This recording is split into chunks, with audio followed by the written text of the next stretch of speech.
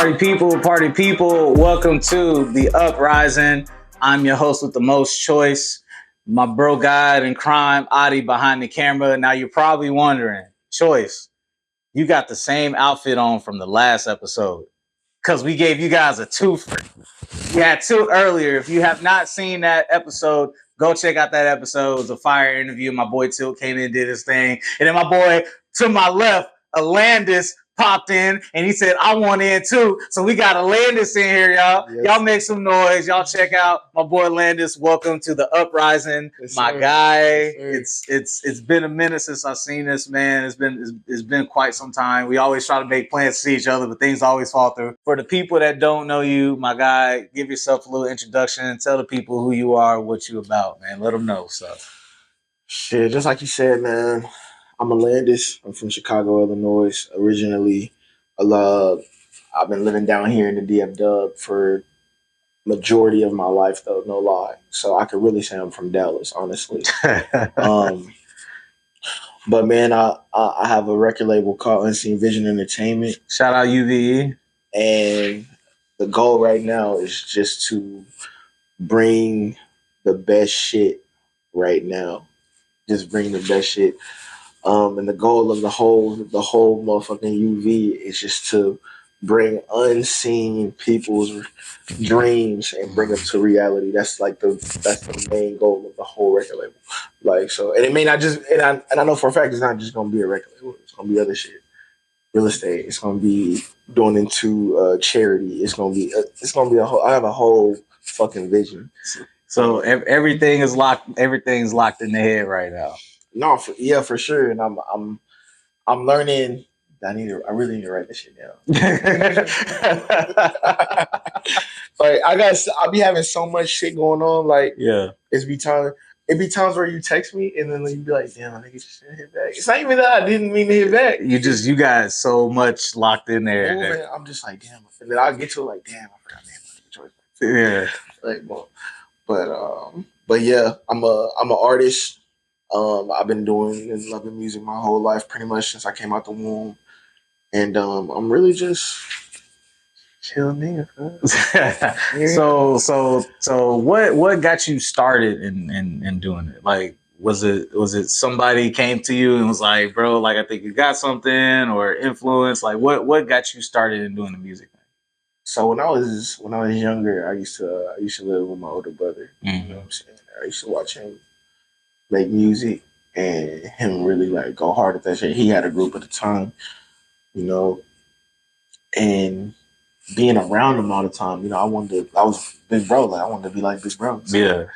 And I used to always see him just rapping, and like, you know, back then we had the cassette tapes and shit. Like we didn't have no internet, we didn't have none of that. So we was up here recording it off a cassette tape. Yes, sir. And then recording this shit. Like that's how we was doing it, bro. Yeah.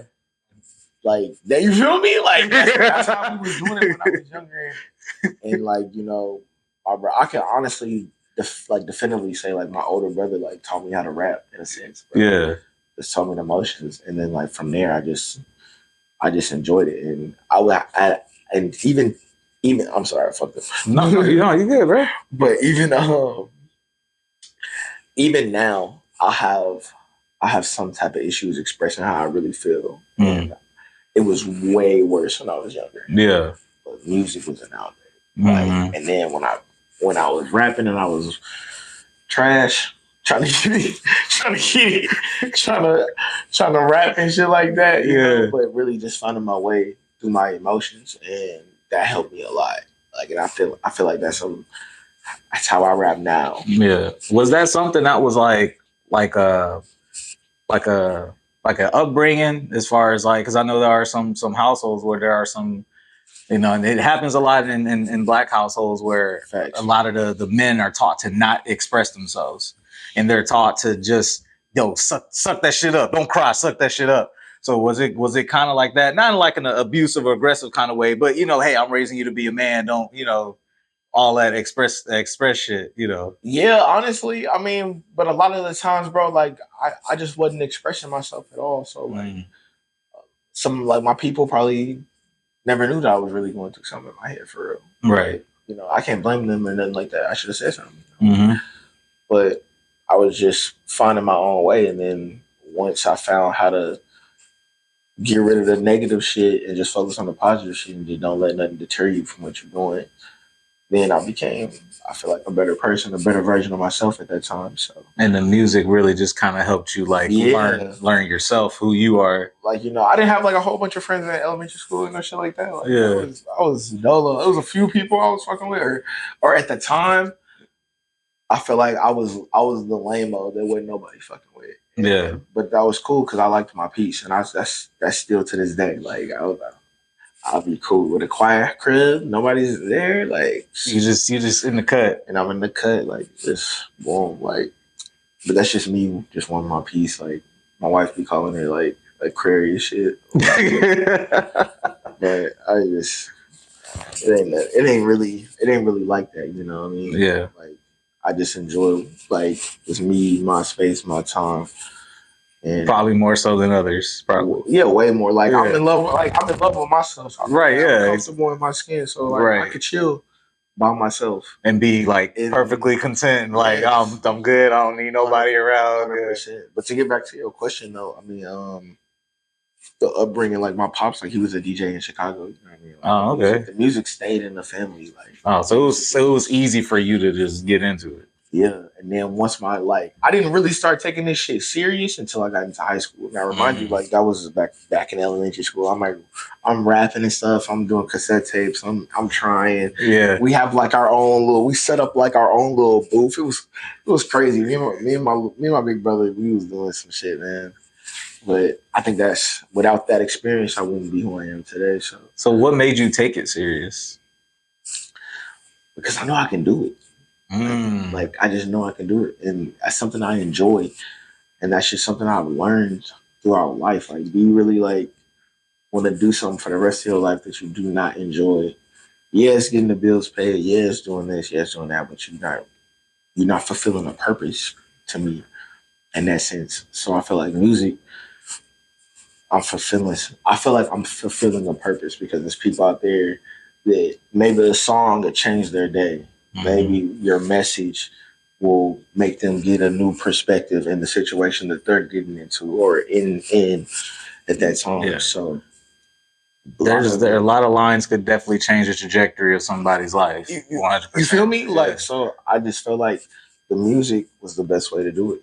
It was the best part that I love about it is expression. I'm expressing me. Yeah. Like, so who are some of your influences as far as like in the industry go? I've always had like a mixture of like the people that I thought I could like. I guess name them. And it doesn't have to be people that are like catered to your sound, but just in general, people that you like, whether it be the way that they go about their business or just the person that they are as far as influences in that way when it comes to the music industry. No, this is just sound. This is purely sound. Purely sound. Okay. Of course, J. Cole, Jermaine. Everybody know Cole. If you know me, you know. Oh yeah, yeah. Cole, I would say Wiz, Busta Rhymes, Erykah Badu, Bone Thugs and Harmony. Hell yeah. And KC Veggies. That's a name you don't hear thrown around a lot. KC. You don't hear KC Veggies thrown around a lot. And there's probably a lot of people that's gonna be watching this interview and they're like, right, exactly. Bro, just look, explain to the people who he is for the ones who don't know. Bro, West Coast, bro, like all day, man. Like, I've been fucking with Veggies since when he came out with his shit called Life Changes. And I think that whole tape was just like so amazing to me, and it was on repeat for a while. Yeah, and, I think that buzz that he had, especially he was rapping with Dom Kennedy and shit when that buzz was popping, that era. Yeah. But I just like the way that he like express himself on the beat. He don't care about trying to rap a certain way or anything like that. And he talk about the shit that he talk about, like. He like, if you go listen to him, like, he not just all, like super barred up, you know what I'm saying? Yeah. Like, he's not super barred up, but what he talking about is real. And just, to me, the records just give out so much positive energy. You just can't, like, you can't disregard it to me. Yeah. So that's why he one of my favorites for sure. But yeah, West Coast. I think everybody should go listen. That's like his classic to me. That Life Changes. So Shout out Casey Veggie. Somebody tag him. Tag him in the interview. Tag him in the interview. Tag Casey Veggie. So we need to see this. So your style. Like describe your writing style. Like, well, not even your style, your process. Before you even get there, what is your process when you sitting down, you like, I'm gonna make a song today. What's your process like? the first thing is what we talked about. Mm. How do you want the audience to perceive it when it first comes on? Like, how do you want them to just? Of course, all artists want people when they turn on their song, they want them to lock in real quick. Right. But it's really about the sound, how to make them feel. So I'm like, first I figure out what feeling we going for. After that, I'll be like, oh, the beat. Let's find a beat. But so you write first and then find a beat after. But then sometimes, bro, like I'm really like I don't really have like a set way. Okay. That I rap. It's however the vibe hit. Yeah, every time. Cause sometimes I would just write just because I got some shit on my mind. And I just started going like writing my shit. Boom, boom, boom. Yeah. I don't know what the fuck a beat gonna sound like. It don't matter. You just let it, yeah. And then I'll end up constructing it. All right, boom, boom. I'm like, boom, and then I hear some beats we could take right now. Side note, this nigga fucking Adi. This nigga, bro. This nigga. Hey, to give y'all the backstory to this. So this nigga, bro. We've been in here chilling before we came on camera. My boy Adi was over here playing some beats. Yes, Adi produces as well. Get at him. So Adi's been over here playing Alandis some beats. Alandis got, he looking for some new music. Man.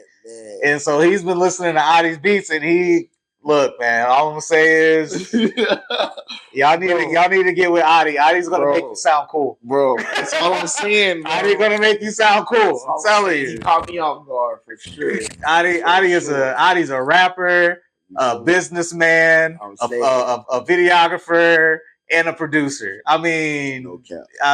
Look, Adi is a one stop shop, man. That's what we ESO. That's what we do. That's what it is, man. That's just it's epic shit only. You feel me?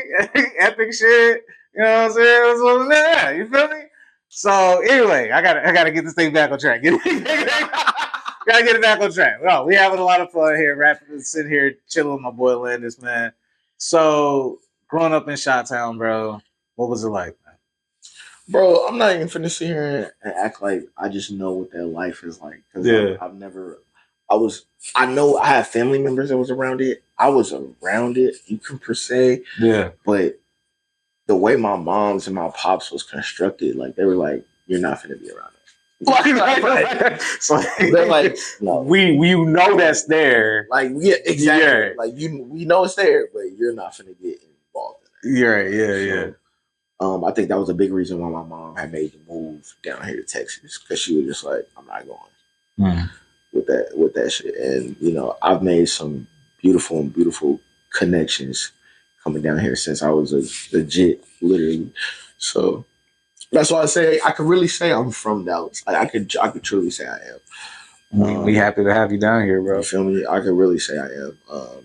Been down here most of my life, but growing up in Chicago, it was the times that it was there. It was still cool. It was all love. I mean, I was down there seeing family, cousins, uncles, aunties. Like I have countless people up there. So, but sometimes I don't like to go back because it's just so violent. Understood. So violent. And I'm just like, people can say what they want, but it's just like I have too much to lose to go down there and play with my life. Nah, facts. I have too much to lose.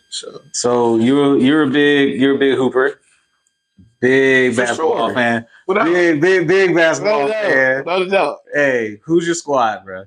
Who's your squad? Let your people know who your squad is. You got a squad or you got a player? No, I have players, bro. You have players. I have players. I'm gonna go for Chicago off strength. Like, Yeah. like so I'm all anytime they're in the running, I'm live. Yeah, you're locked in there. Yeah. So you already know, bro. Braun. Like it's not even. Is Braun the GOAT? Yeah. he said without hesitation. Yeah, bro. Yes. This man said Braun is the GOAT. Over MJ, Braun is the GOAT. Yes. What are your points on making him the GOAT? I'm not disputing. I'm curious as to what your points are. It's just, to me, he's one of the only people in sports history to have a double standard the way that he does. Nobody has ever had so much pressure onto them going into a sport. You want to go look it up, go whatever. Internet. We got the internet now, so y'all go look up, go find it, because I think you will never find it, bro. And they put him like on this. They gave he had hype. I'm not saying he didn't have hype, but the type of hype that it was unparalleled. Like, yeah, bro. They like, all right, we're gonna put this much on him because I know there's no way that he'll be able to achieve that. And then he exceeded it. He like he did. He really did. And then just from, I don't know, bro, he just never had no Hall of Fame coaches. He's never had like all of it's just been him. Like, all right, I'm gonna go win. I was getting my ass whooped in Cleveland. I went down there to Miami with my homie Wade. He taught me how to win for real, but I had to be the guy for us to win. Now I know how to win. Boom, I'm gonna go back to my hometown, bring y'all a championship, something that's in the history that ain't probably gonna never be done again. Coming back down from 3-1, like that ain't gonna never. Bro, be done again, bro. That's never gonna be done again, dog. Yeah. I don't care what nobody's talking about. The NBA is so good nowadays, bro. Like, just think about it. 3-1 leads. If you're down by 20, bro, back when I was in middle school, if a team was down by 20, that shit over. It's over with. Done. Yeah. Shit is over with. Now they coming back. You got it. Bro, this what's today? March 3rd? Yeah. March 3rd, they just played the Clippers. Yeah. Lakers was down 21 and they came back like off of LeBron's back. Being 39. Off of LeBron's back, yes. Yeah. That's another reason, the longevity, bro. Like, we ain't gonna never see that again, bro. I'm trying to tell people, bro. We're not gonna see it again. So you don't. If anything, hold on. If anything, bro, LeBron is paving the way for new athletes to be like, okay, so it is possible for me to play that long. All I have to do is X, Y, and Z. He's gonna create a whole new wave of athletes who's gonna try to take care of themselves to play longer. Like, bro. So you're not with the championship argument when it comes to this. No. If that's the case, Bill Russell should be the GOAT. Like, if that's what we're talking about. Like, I think it's a generational thing. It for sure. 100% is a generational thing. And I don't have. And what's funny about it is, like, I have nothing bad to say about Jordan. Right. I have nothing bad to say about him. It's just this is 6'8" motherfucker that's better than him. Like that's really all I'm saying. Like, the 6'8" motherfucker from the Midwest, Akron, is better, bro. Like, that's all I'm saying. Like, nothing's wrong with Jordan, bro. Right. But this dude is better. That's like, man. So I asked this question the last episode when Tilt was here, and I asked him. I said, because Tilt is a huge Hooper fan himself, played ball himself. So I asked him. I said, what now NBA current star most resembles his writing style? He said Tyrese Halliburton. So if I ask you that same question, hey, that's tough. Shout out too. That's because Tyrese is nice. Yeah, he is. He is. He's nice. So what player closely resembles how your writing style is, how your sound is? If you put your soundtrack behind one NBA player, who would fit it? Ooh, that's a good way to describe that. We ask the tough questions here on the couch. Like that's things that you don't think about. I'm about to come back to that one. Oh, you got it? Allen Iverson. AI, the answer. Yeah. Why? Why is that? Because I just think that what he overcame to get to where he got was I feel like I'm not gonna say like I did what he did or whatever, but just the path that he went on and the way he just like influenced a generation. That's the type of those are the type of rhymes that I'm spitting. Like I'm trying to like you play my shit back 10 years from now, I still want whoever's listening, I still want them to learn something from the song. Still want them to get something from the song. You still got like AI still to this day influence people. Yes. He's still influential. He's cemented in the history books. So like to me, AI is like bro, he got the answer. Like it's not just a nickname. It's a real thing. So, family, we got a beautiful wife. Yeah, 2 beautiful kids. For sure. How do you balance that? And what's the toughest part about trying to balance it? Choice. There is no balance. Right. There is no balance. Because being a father that's the number one priority. So I know a lot of people got the same question as you, like, all right, damn, like why like when he dropping again? Or when he I'm like, bro, like, that's just the selfish part of me from the music side. But as somebody who is same thing, I have a wife, I got 2 kids, I 100% understand it. But there is the selfish part of me. The fan in me is what I would say. The fan in me is like, nah, I feel you. I'm going through the same thing. Hurry up and draw some shit. But I mean, to your point, yeah, this is being a father is I mean, yeah, you can't really you can't compromise that. Bro, that's the I just think that I learned a lot being a father, bro. Mm-hmm.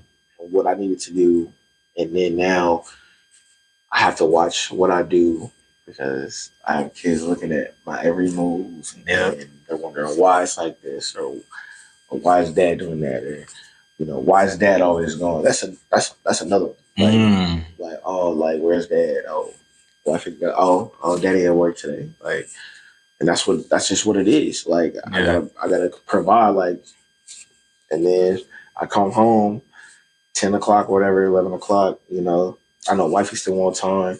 I know I still got to knock out this. I know I got to knock out that. I still got to write this. I still got to do this. Like, and now, like, how much are you going to sacrifice? You hear what I'm saying? Mm-hmm. So that's why I say it is no balance. Like, you just, and then some days, music and everything is off the table.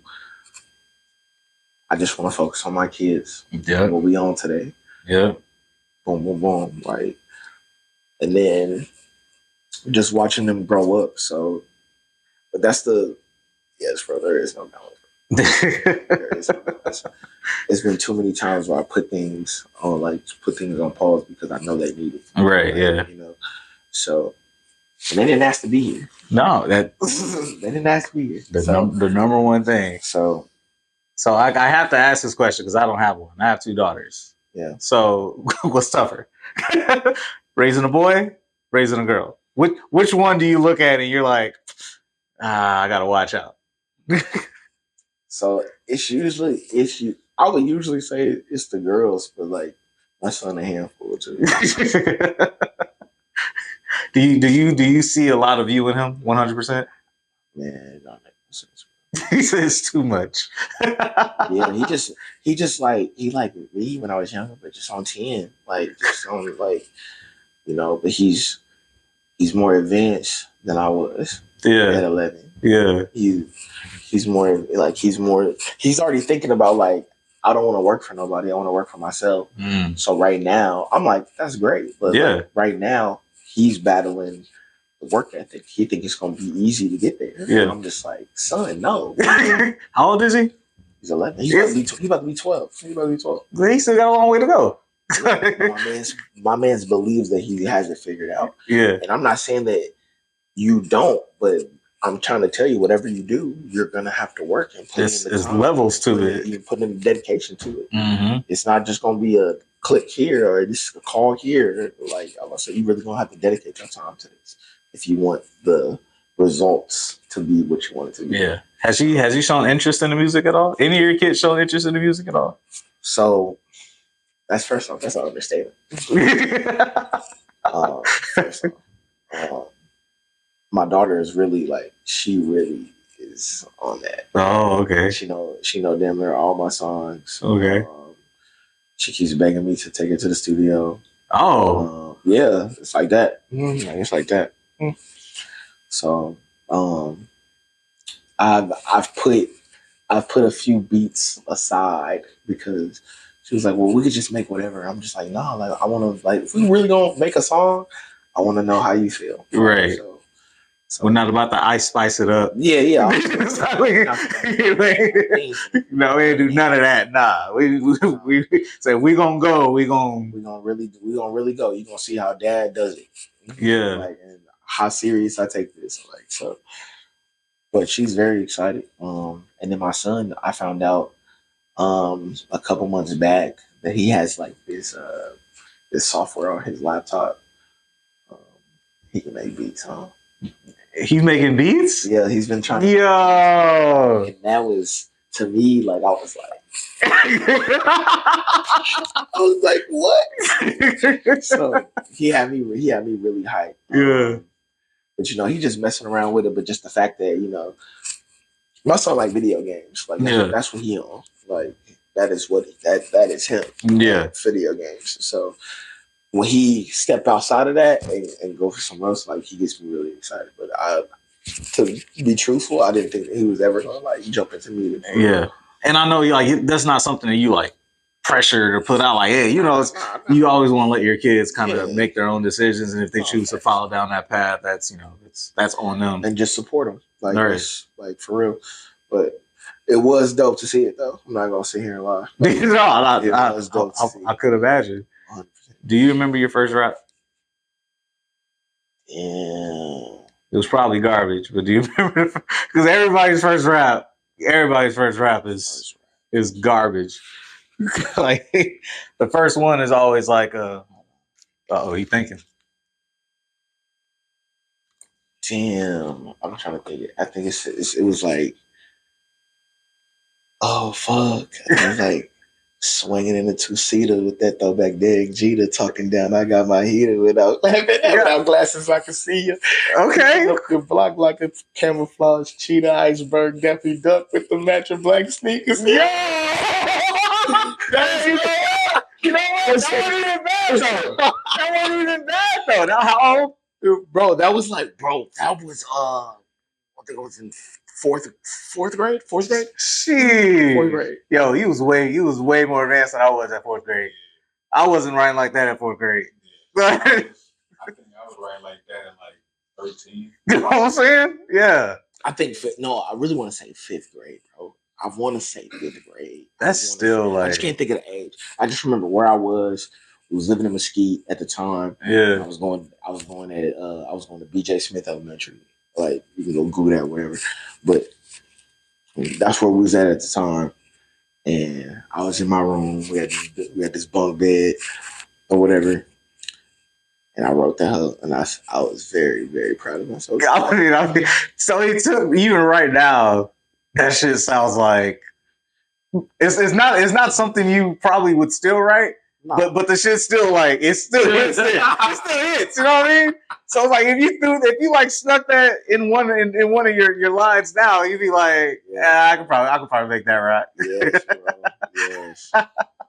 So transition into now, you go by the name Alandis, but you used to go by Kusparka. So just let the people know exactly what led into that name change for you. The name, you remember how Facebook used to be popping? Yeah. Like, the names. So, bro, like, I kid you not, I put Kush to be funny. You remember that song, like, Schoolboy Q? And yeah. So, I just was like, fuck, I'm gonna just put it on there. And then, like, no cap, I went to this function maybe like 2 days later. And it was just like, calling me Kush. And I was like, huh? Like, what? But then I fucked with it. Yeah. And I kept it. Like, so. The Sparker came from my homie, RC Spitter. We used to, same thing with the shit on Facebook, bro. We had a whole bunch of people to do Sparker. And then them niggas dropped that hell. And then I just kept it. So, and then that's how this Kush Sparker came for real. But the transition was more about, bro, just me being a father, bro. Okay. Didn't really have nothing to do with nothing else. And then, I ain't gonna say that. Because the main thing that I was concerned about was my children looking up their father's name. That was the main thing, and the second thing was like, all right, so how you gonna market this shit for real? So how you really gonna do it? And then nothing came about. I had chats with my mentor at the time. He was just like, nah, that's not what you don't want to keep this.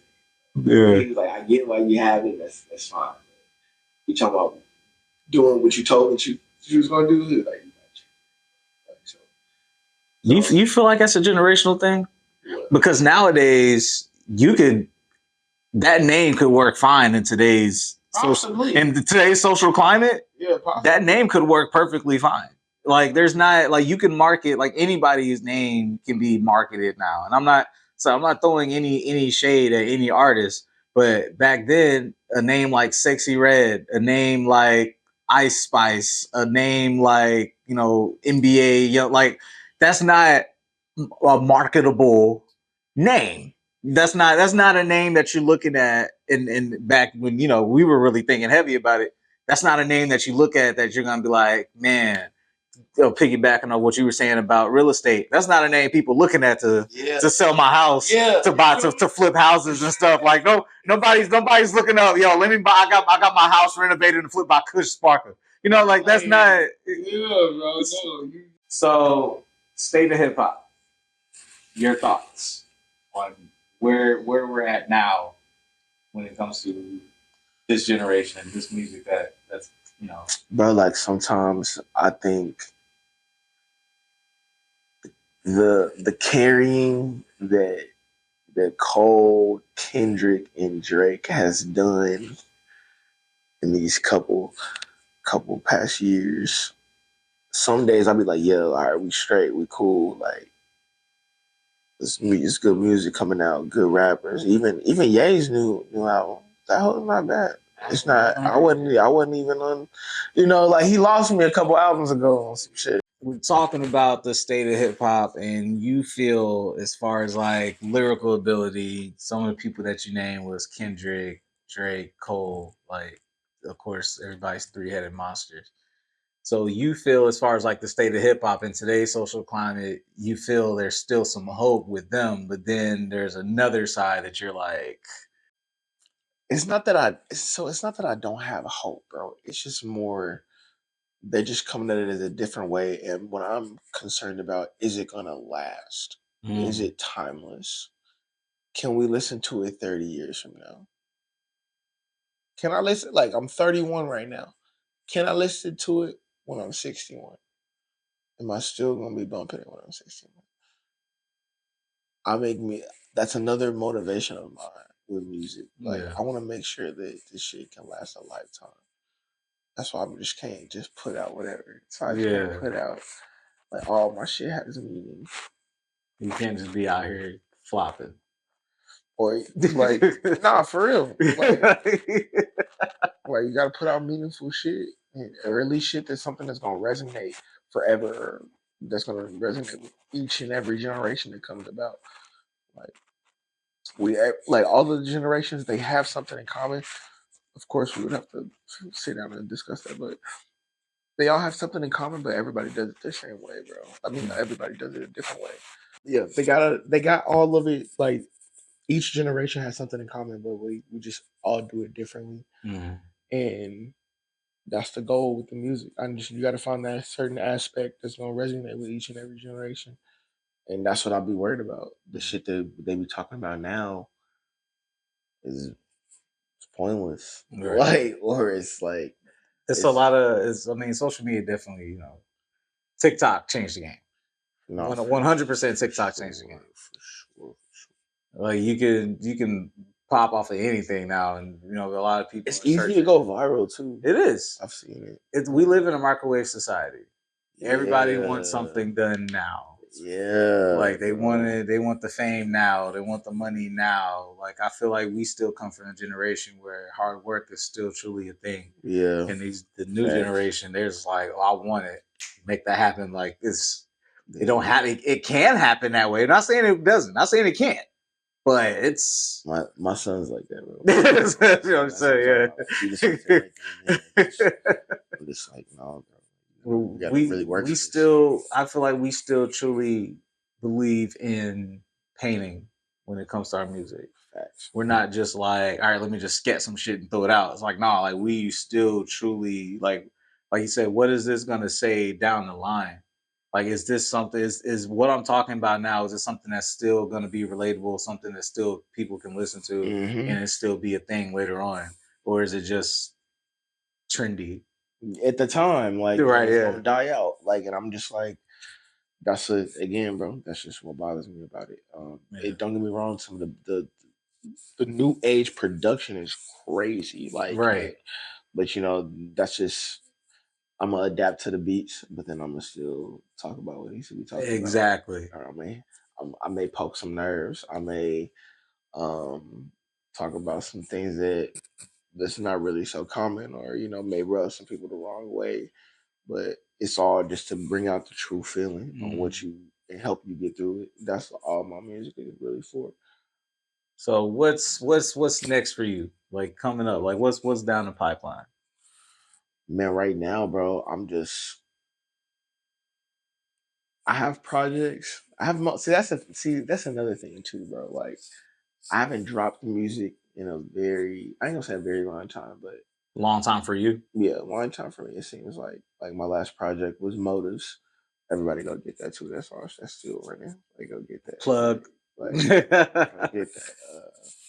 Anywhere you need it, it's there. You feel me? But Motives and even that project, like I just wanted to talk about something that's gonna help somebody get through something. So if you go listen to it, it's exactly what it sounds like. Motives, like what motivates you to do what you do. But as far as next though, I mean, I'm gonna just there's like I said, I haven't made music. I mean, not made, but I haven't released music. Right. The whole time I haven't been doing nothing. Like, would you believe it if I told you I got 5 projects just chilling? I would. I would. Really, I would. I would because I do. so no, you know, so you just gotta, I would 100% believe you if you told me that. But it's like 5 projects of like, I'm trying this, I'm trying that. And different sounds. We got to build I feel like as artists, we build the confidence of a song. Yeah. That's why a lot of people hoarded songs and shit, and they don't release them. Because you're either skeptical about it, or 2, you haven't built the confidence to be like, fuck what y'all talking about. This is what I'm on right now. Yeah. And just like right now, I had to get back to that. Like, yeah. I had to get back to like, nah, you really can rap, bro. You should show the world. You kind of have to give yourself that pep talk to be like, yeah, I really got this shit. Honestly. Yeah. And that's what it took for me. It didn't take really nobody else. It just took me. So. Well, let everybody know where they can find your music at, where they can find you at. Let the people know how to get in touch with you, man. Instagram, the Alandis _2 _. I have the Facebook to Twitter, the Snapchat. It's all Alandis. But most importantly, the music, man. The music. Alandis, I'm everywhere that you need me to be. So if you're on YouTube, I'm on that. You're on SoundCloud, I'm on that. You pay for your streams, I'm on that. Like, I mean, that's not for your streams, but you know, you pay to stream music. I'm there.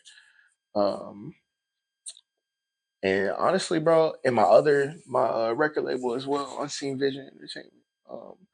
Unseen Vision, ENT, and that's everywhere as well. My boy, I know you said what's next. Yeah, I know you. We finna get out of here, bro. Trust me. No, we finna get out of here. But honestly, what's happening next, bro? Music, and merch, bro. Music and merch. That's the only thing I'm really on. Music and merch, man. Yo, sell merch. Just all you up and coming artists out there, really market yourself with some things outside of the music. Trust me, in today's world, just the music alone ain't enough. You need to do shows. You need to sell merch. You need to have something tangible. Just dropping some nuggets. You need to have something tangible for the people to grab onto. Your music can be dope as hell, But if you don't know how to market your business the right way, you're just going to be another talented broke rapper. And on that note, I wanted to say thank you to my boy Alandis, man, for coming through on the couch, the Uprising. This has been season 2. Season 1. I keep saying season 2. The second time I've done this. Season 1. I'm ready to get this thing done. Season 1, episode 3. My boy Alandis, man, he's about to go and perform. And this is what it is. I'm your host, Choice. This is Uprising, where the good vibes reside. My bro God in crime, Adi behind the camera. Y'all keep it locked. When you motivated, you know you gotta have faith, right? Always gotta have it. I cannot break a foe, and I got that faith, whatever it takes, I cannot let it go. Dodge all the stakes when I allow the fake to really shake my soul. Gotta get that cake, gotta lock the face so fair I cannot go, and know that that's for sure. Realizing this shit a rarity, need me some clarity. Why I be working so hard for this shit not to be fair to me? Never ask for a charity or imitate like a parody. You don't compare to me, they fear my success like they scared of me. Look, keep your moves with the stealth, have that faith in yourself, don't look at nobody else. Belief in action is wealth, don't got telepathy, can't let negative thoughts get the best of me. Even with a staircase, niggas can't step to me. I cannot break a foe, and I got that faith, whatever it takes, I cannot let it go. Dodge all the stakes when I allow the fake to really shake my soul. Gotta get that cake, gotta lock the face so fair I cannot go. Would you like to be featured on an episode of The Uprising? Send your submissions to eso.media.inquiries@gmail.com. Also, make sure you follow us on IG at ESO Media 23 for the latest updates. I ain't your fucking average, my faith worth more than your gold. Gotta have it to accomplish your goals. Sometimes shit get too heavy, but you can't afford to unload, or you allow yourself to just fold. The game is so